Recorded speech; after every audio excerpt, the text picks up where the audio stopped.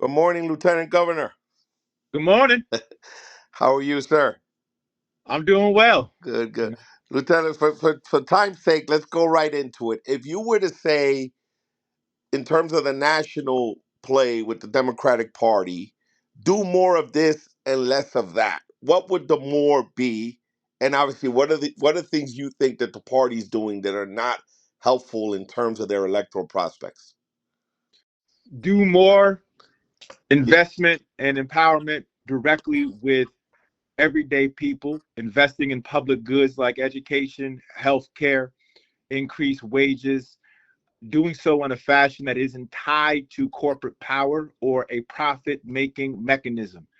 I don't think that public private partnerships are a bad thing, but I do have a problem when the private side of the equation swallows up the public's.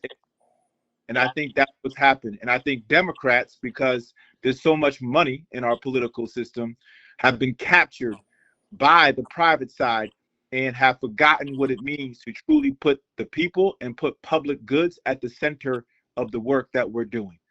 That has to be the main focus moving forward. It's a message grounded in economic security and economic freedom for everyone.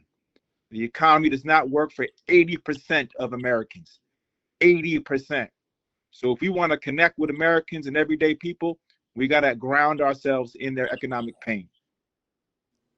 Less now. What are some of the things that the Democrats are doing, which you would say or we would say as Democrats, we're shooting ourselves in the foot? By not doing what I just said, I think we spend a lot of time um, doing things on the edges. We chase headlines and we chase sound bites. Oh, we're going to build affordable housing over here. Oh, we're going to make more people eligible for healthcare system that really isn't helping you in the first place. Or, oh, we're going to, uh, fight for climate, results and climate change action, but, not going to do anything to actually make sure that we can move quick enough and efficiently enough to implement these problems or to implement these solutions. I think part of the problem too is for Democrats, and this is the other side of the equation, right? It's you have to be willing to invest in public goods in a robust and thoughtful and transformative way, but you also can't walk around acting like government is the answer to everything, because a lot of times the resources that we have, we pull together from our taxpayers and from our taxpayer system. That's the key piece, and then it's okay, who's best positioned to execute the goal, and how much regulation do we really need, how much bureaucracy, how many middlemen do we need, how much red tape. And I think we do get in the way sometimes of our ability to actually execute on the back end. It's not just having the big headline or the soundbite or the press release. It's about ultimately following through and having systems of accountability and ways to measure success. That's called governing. And I don't think we take governing sometimes seriously enough. Lieutenant Governor, the migrant situation, immigration as a whole, right? It could be viewed in different ways. I know in the city of New York, one narrative was come one, come all, right? Statue of Liberty, we welcome, right? Let's take our folks that are coming here for better lives and better opportunities. Now we're hearing, right, in the case of New York City, that criminals, people with backgrounds that are shady, should be tossed out. What are your thoughts on immigration, considering that there are different? Let's not forget Ronald Reagan, right? The last amnesty was under Reagan, and there are all the parts people that say who's going to do the work in terms of farm work and other things that would consider in some cases not necessarily middle class jobs. What are your thoughts on immigration? And again, in terms of the Democratic messaging, what do you think are the ways that they should address or talk about immigration in a way that's not turning people off? 2 points on that. First, big picture, we have to understand how the dialogue around immigration and the ways in which the current Trump administration is leveraging this issue have everything to do with the fact that the goal is to divide and conquer. I just laid out for you that there's a lot of economic pain. Two-thirds of folks right now in this country living paycheck to paycheck. Half this country can't survive a $500 medical emergency bill without going into debt. People can't afford where they live. They can't afford their health care. And this is whether you are a immigrant, whether you are white, black, brown, it doesn't matter. Everybody is catching hell. And so if you are trying to maintain the status quo, despite the fact that everybody is catching hell and wants real change, what is the best way to maintain that status quo? It is to scapegoat. It is to divide people who are sharing the same economic pain. It is to pit one person's plight on the plight of another. And I think that is the big picture point that we as Democrats have to continue to make. This happens all the time.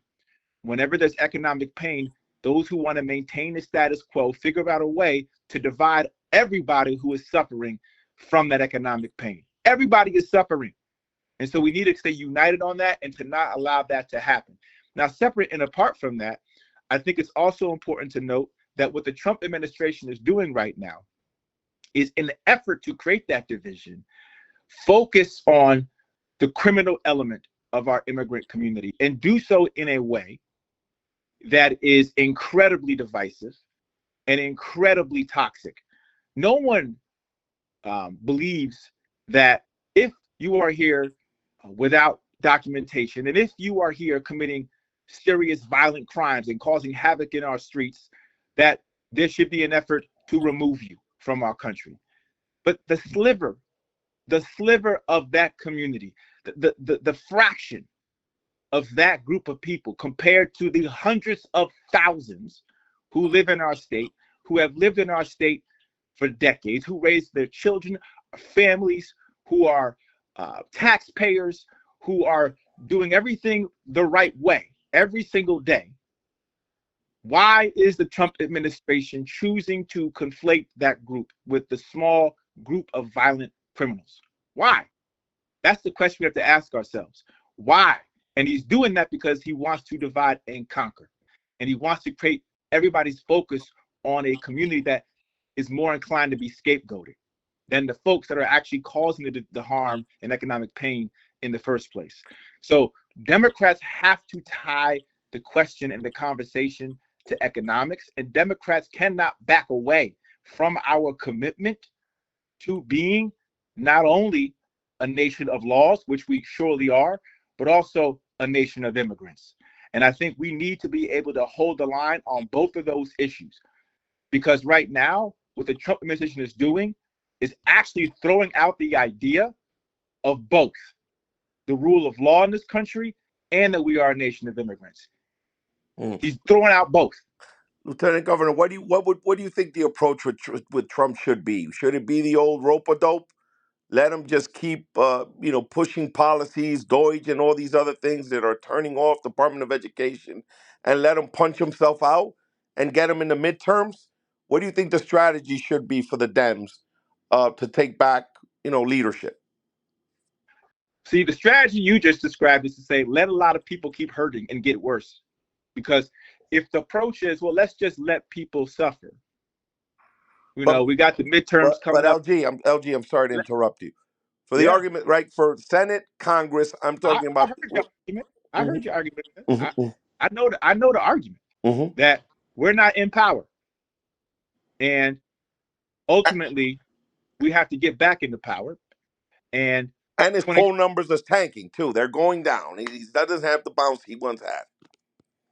Well, polling to me is something that we should be careful about when we think about how we want to decide anything. I have a real problem with making decisions about what's the right and wrong thing to do based on polling.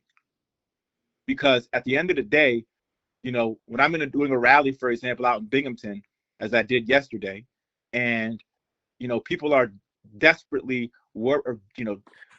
basically walking around, waking up every day terrified at the prospect of losing Medicaid or losing SNAP, the very things that they use to take care of themselves health-wise and feed their families. Like, that is the thing we have to keep in mind. How do we help those families that are hurting right now, that are terrified right now? And I think it's important for Democrats to do two things: not to just resist and be in opposition to, but to do whatever we can to outlay and outline a vision forward that can inspire people to understand there's something worth fighting for. The reason why we are in this position right now is because a lot of people don't think there's anything worth fighting for. The Democrats have not been fighting hard enough for them in the first place. And so it's important for us as Democrats to show that we are willing to fight harder, that we are willing to go to bat, to go hold the line, and to fight the issues, even if we're not going to be able to get what we want done in real time. We need to be able to articulate it. We need to be able to stand firm on it and make it clear to people what it is we in fact want to accomplish. I think that is a very important piece right now to this equation, for sure. Lieutenant Governor, what are your future plans? What are Well, you right now, thinking? I mean, you've decided you're not running for LG again. What's the long game here? I mean, I think the long game really is very much tied up in the short game, because everything I'm doing now is about making sure that we have a future, that there's voices out there that are leveraging their platform in an independent fashion, holding themselves accountable only to the people, not to the party. You know, I feel very, very focused right now on the need to be able to connect with everyday New Yorkers of all walks of life. And I want them to be able to come into contact with me and know that they're coming into contact just with me in my capacity as Lieutenant Governor, not as a member of the Democratic Party. I am a Democrat, but I don't want folks to have that be their filter. I want people to understand that there are elected officials who are out here fighting for them because they care about them and not party politics. They care about doing the work to make sure that we're crafting a new message, a new vision that can help us navigate these very challenging times. These times are only going to get worse. That's a fact. And so we need to make sure that anybody out here, and I'm including myself as one of those individuals who's trying to lead, who's trying to figure out what the future can look like, what a way forward can look like, what a vision forward can look like. In my estimation, that is what the present moment is about. And by virtue of that, I think it'll dictate whatever the future will be. Lieutenant Governor, I want you to, again, as someone who represented a district that was uh, arguably 60-40, 50-50, a combination of urban, rural, and you were able to win and win handsomely, right? Or considering what the odds were and what we call a marginal. So you were able to message to and sort of in play in a place where traditionally these seats could go either way, and you understood how to bring people together. New York City mayoral race now, the race for mayor in New York City.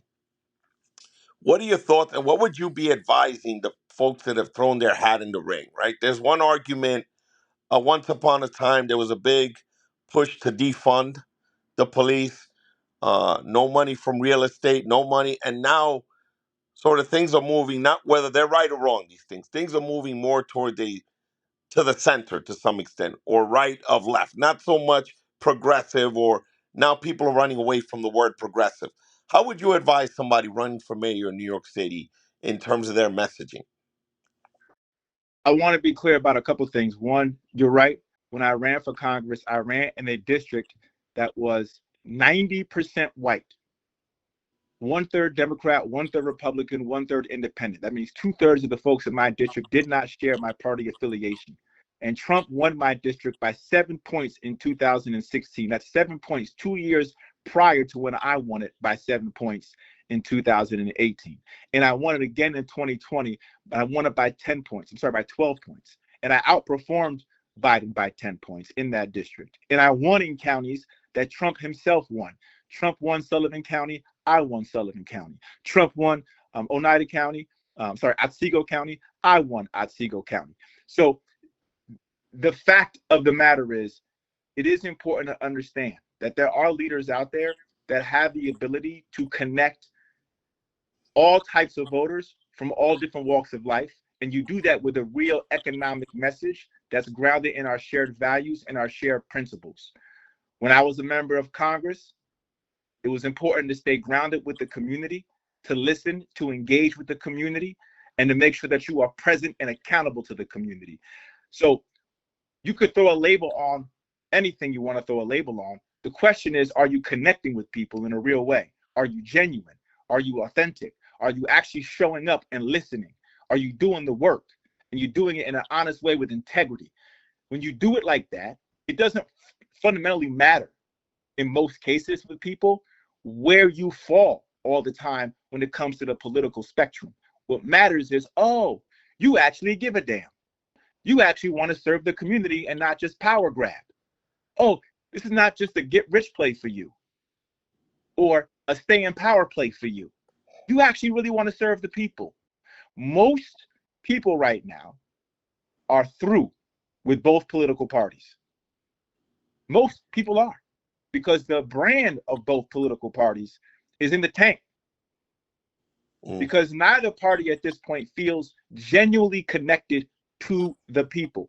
Now, there are individuals within the parties, particularly I'd argue the Democratic Party, that are trying to push this through and change the dynamic. And I think we are, I believe, on the precipice of that really coming into the fold. But it doesn't change the fact that we do have a problem of perception here, and that we have to make sure that on an individual level, any candidate running for office, you are doing everything in your power to let your true self shine through. That you are doing everything in your power to show who you are on an individual level and what you can bring to the table on behalf of the very people you are trying to represent.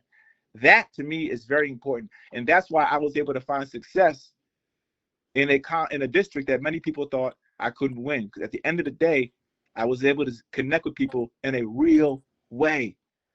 They felt like I was trying to really represent them in a genuine and honest and thoughtful way. Lieutenant Governor, you've been known to take tough positions and sort of been an independent thinker. Biden, President Biden, and asking him to step down, and Mayor Adams and asking him to resign. Will you be making an endorsement in the NYC mayor's race? Obviously, I know you won't be endorsing Mayor Adams, but are you meeting with candidates and talking to the potentials in any way? Will you be offering your support? I'm definitely, like everybody else, I'm following the race, and I'm excited about all the different candidates in the race. I think it's important, to really let the process work itself out. You know, again, part of elections and campaigning, and it kind of mirrors what I just said. It's an opportunity for people to show and prove who they really are, to get out there and really connect in a real way. And so, from my vantage point, I like that process. I like to see people out there, shaking hands, listening to people, engaging people in a real way, trying to understand, how to meet this moment. That process of campaigning, that process in and of itself is something that, we should be supporting and uplifting. Separate and apart from any one candidate, we should be supporting the process itself, because that process goes to the heart of how we can select our leaders, and hopefully select leaders that best reflect what the people genuinely want and what they desire from their leaders. So this process is important, and from my vantage point, I'm looking forward to seeing how it unfolds. Talking to folks as the process unfolds, and definitely feel good about the fact that we actually have a campaign that's happening with a lot of different voices in it. Lieutenant Governor, you answer this how you want. Let's say conceivably you were a New York City resident. Currently, as it stands, and what you've heard and what you've seen, who would be your top three in terms of your rank? Too early right now, and again, we just talked. I just told you about the process. I just told you about the process that needs to happen, and we're still quite a ways out from, the primary election. So that process needs to continue, and that those discussions need to continue to happen, and I welcome that process. All right, let's wrap this up. I want to end with this, Lieutenant Governor. Why did you call for Biden to step aside? It speaks to the point I've been trying to What was make. the moment in time? What was the moment in time when you said, was it the debate? I had concerns before. Interesting. I had concerns before. Certainly the debate crystallized a lot of those concerns, but I definitely had concerns before. And I think fundamentally, what drove me to that was once I made the conclusion that he could not win as far as I was concerned. And once I also made the conclusion that we need to do everything in our power to make sure that Trump does not get back in the White House, then it became clear to me that if I know in my heart of hearts, or if I believe in my heart of hearts that he is not going to be able to win and that is Biden, then we need to do all we can to make sure that he steps aside and get somebody else in there who may have a better chance. And I felt a responsibility because that's exactly what I was hearing from the people too. A lot of people that I heard from all across New York were deeply concerned about the prospects of Biden being able to ultimately win. And I think we can see as of right now what is going on, the level of dysfunction, the constitutional crisis that we are facing right now speaks to how high the stakes actually, in fact, were. And if we're going to say the stakes are that high, as everybody was saying, everybody was making the argument how high the stakes were going to be, well, then we should act like we know how high the stakes are actually going to be and not just do lip service to people. Because at the end of the day, when you do that, you sound hypocritical. You sound like you're just blowing smoke up people's butt. And that's not how you actually earn the trust of the people. That's not how you make people believe that you really care about them and want to serve them. That's how you make people think, oh, you're more concerned with party politics. Oh, you're more concerned with how you fit within the party infrastructure than you are with saving our democracy. Mm. So that is the issue that I felt like it was important to pinpoint and make very clear that I would be at least somebody that would step up and say, no, no, no, no, no, no, this is that serious as far as I'm concerned. And I hear you loud and clear, New Yorkers. We need to do more and step up in this moment and do right by our future. Lieutenant Governor, what was the moment in time? I know there were a series of the deputy mayors just, stepping down. What was the moment in time where you decided that Mayor Adams had to resign or that you called for his resignation? Was I it mean, the entire series of I, events, or was it one thing that you said, it, this is a it was, straw that broke the camel's back? I think it was a number of key things that came together, um, in a short window of time.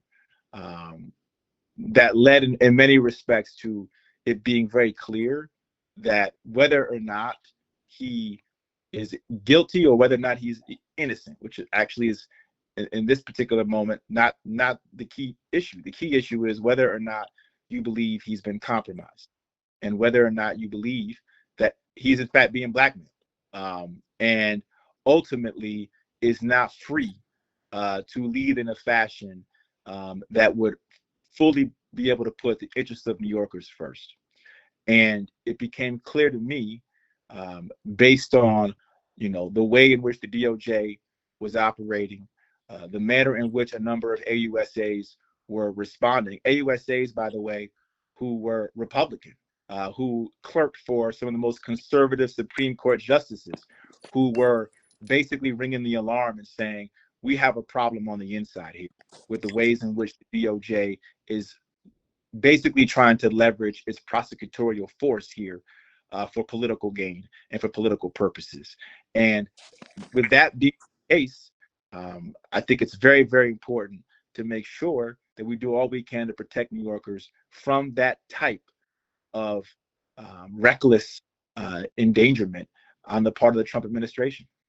Lieutenant Governor, what are three things that you would say right now would move you to run for governor?